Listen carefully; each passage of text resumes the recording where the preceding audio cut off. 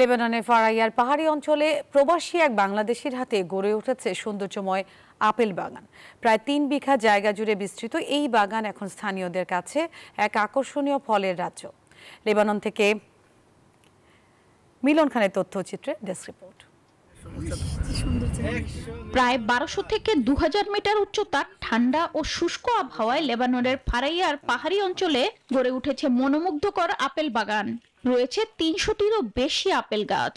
উৎপাদিত হচ্ছে জনপ্রিয় জাতের আপেল গালা, গ্রানি স্মিথ, স্টারকিং, গোল্ডেন ও রেড ডেলিশিয়াস, যার মধ্যে গালা জাতের চাষি বেশি। ৩ বিঘা জমিতে প্রায় ৩০০ প্লাস গাছ আছে। আর আপেলগুলো অনেক ফ্রেশ আপেল, হরমোনাল মুক্ত। এটা অন্য জাতে, আর এগুলো একটু স্পেশাল, এটা অনেক মিষ্টি আপেল।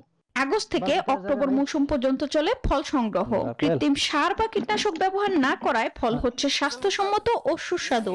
পাহাড়ি জমিতে এই বাগান লেবাননের কৃষি অর্থনীতির গুরুত্বপূর্ণ অংশ হয়ে উঠেছে, যেখানে অসংখ্য প্রবাসী বাংলাদেশি যুক্ত হয়ে ভূমিকা রাখছেন।